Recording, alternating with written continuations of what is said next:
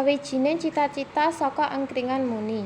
Ing pinggiran kutha Yogyakarta, ana sawijining mahasiswa jenengé Bagus Wicaksana. Dhèwèké kuliah ing Fakultas Ekonomi Universitas Negeri sing cukup misuwur. Bagus asalé saka kaluwarga prasaja ing Magelang. Bapaké buruh tani, déné ibuké tukang bersih-bersih ing pasar tradisional. Nanging Bagus nduwé tekad gedhe, ora mung arep kuliah, nanging kudu sukses ngangkat derajate kaluwarga. Tanggalé nembe mlebu sasi kepisan kuliah, atine Bagus kebak semangat. Nanging bar wayah wis lumaku sawetara seminggu, kenyataan ora cocok karo bayangan. Beasiswa kang dipangku mung cukup kanggo bayar SPP lan kos. Kanggo urip saben dina kudu irit sairit-irite. Panganan mung sarapan roti lan ngombe banyu putih. Awan mun mangan mie, bengi mung asri turu karo weteng ngeruwel. Sawayah wengi, Bagus lungguh ing mburi kos-kosan ndeleng langit.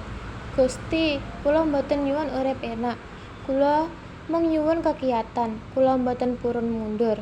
Sawetara dina, Bagus diparingi saran saka kancane Riko, mahasiswa teknik sing dikenal sregep lan aktif. Gus, kowe kuwi pinter ngomong lan sopan. Kowe iso dagang, nanging ora nyoba dodolan.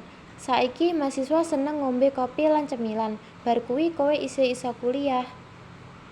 Dhèwèké wengi iku, Bagus mikir suwe. Esuké dhèwèké lunga menyang pasar, tuku bahan-bahan kanggo nggawe wedang jahe, gorengan lan arem-arem. Lan dumanda muncul gagasan anyar, dagang angkringan cilik ing sakepare kampus. Awalé mung nganggo gerobak sewa bekas, disalehake pinggir dalan kampus. Dhèwèké jenenge angkringan muni. Amarga dagang bareng karo muni atine, tekad lan pangarep-arep.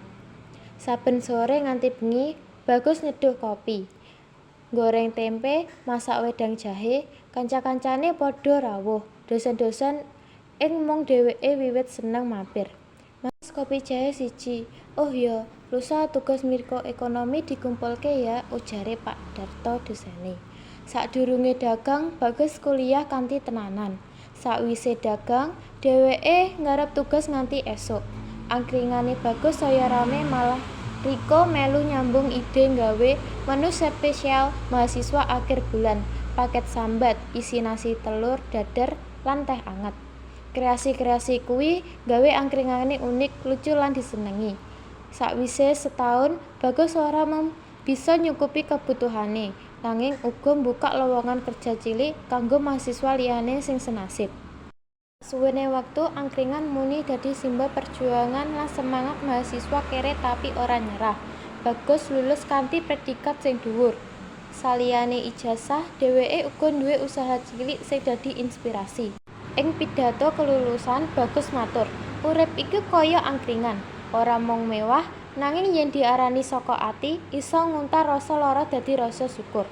Wong-wong padha nangis klebus ibune sing teka saka Magelang nganggo bis ekonomi.